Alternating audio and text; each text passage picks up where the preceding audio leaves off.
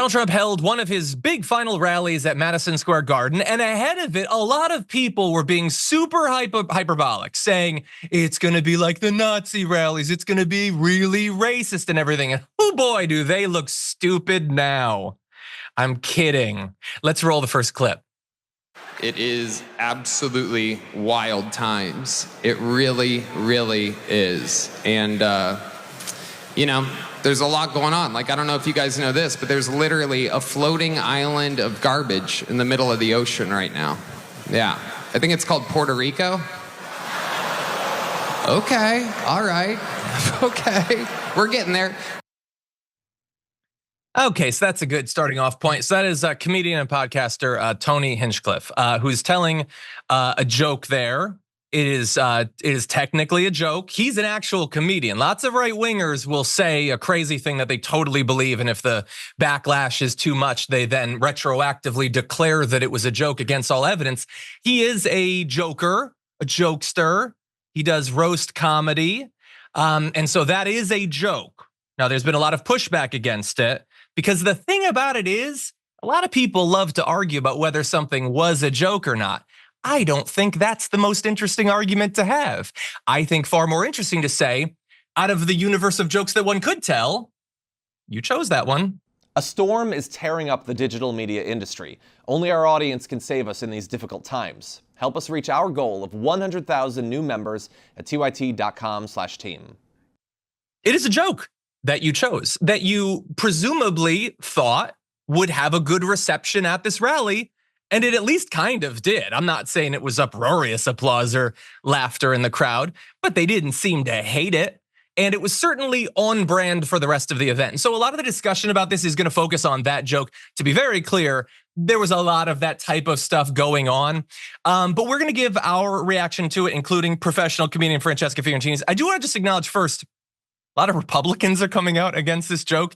So Rick Scott, who I guess could be a senator again after this election, says this joke bombed for a reason. Again, I don't know that it bombed at this particular rally, but it's not funny and it's not true. Puerto Ricans are amazing people and amazing Americans. I've been to the island many times. It's a beautiful place. Everyone should visit. I will always do whatever I can to help any Puerto Rican in Florida or on the island. I have no idea if that is true, what his personal record is when it comes to the island. I would imagine probably bad, but he acknowledges that they're humans, which is a good start, and that now seems to be kind of in dispute. And so we're gonna get to the Trump campaign attempt to distance himself a little bit from this, but Francesca, you're a comedian. What say you? So I think it's important to understand a few things about this joke and this venue.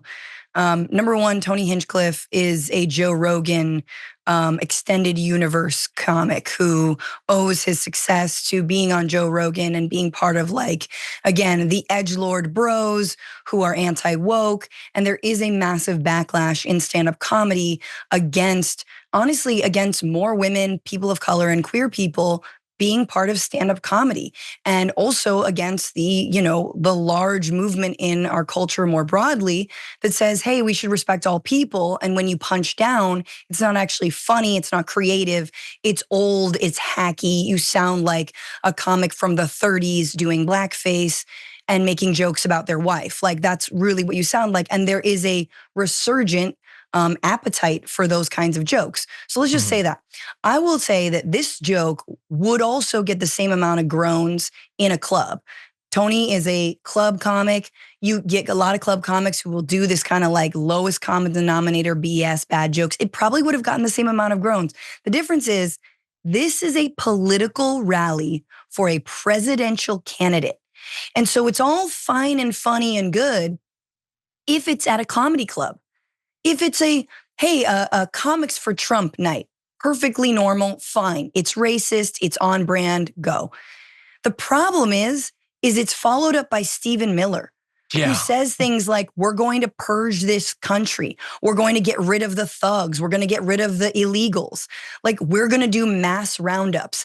That suddenly is not a joke. You are the court jester for an authoritarian fascist. That's what you're doing. So I just want to name that in and of itself, yeah, it's a racist joke. You can laugh, you cannot laugh. It is a joke, but it is not funny when it is in this broader context. And people like Rick Scott, who are trying to win the votes of over 1 million Puerto Ricans in Florida, very much are afraid of these kinds of comments that are so brazen and so ballsy. And I just also finally want to say that the fact that Tony Hinchcliffe was on the stage at a Trump rally tells you one thing. The MAGA movement is just a Holocaust denying meme for the lulz come to life. That's where we are in this moment. It's just a 13-year-old boy being like, well, I'm not allowed to say this, so I'm going to say it. Like, that is what this candidacy is. Yeah, like different fascist movements have had different sorts of cores or metaphors for who they're supposed to appeal to, but I feel like their movement can perhaps best be summed up by the type of guy who's really, really mad when the company that makes tabletop war game Warhammer 40K says that there are female space marines. And like, what are you doing?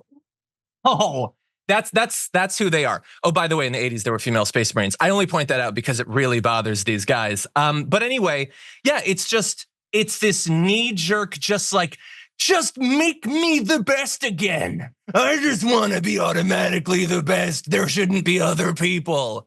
That's what it feels like. That's what it feels like. So you can tell your jokes, and you can tell your jokes content in the knowledge that it's probably going to receive a pretty good reception at this rally.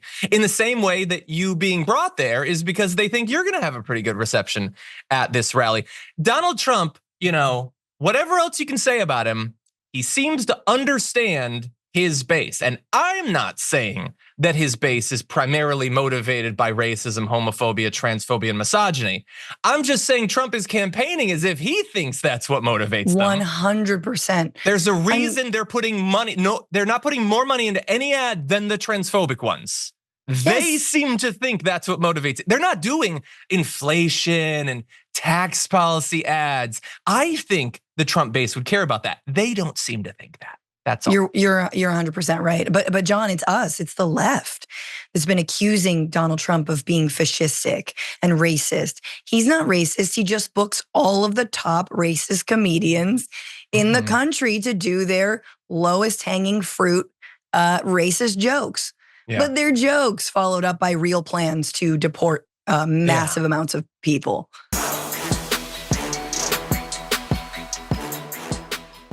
Thanks for watching our video. Did you know that you can support our show by becoming a subscriber? Just click the subscribe button and also ring the bell so that you get notifications when we're live or when we post new content.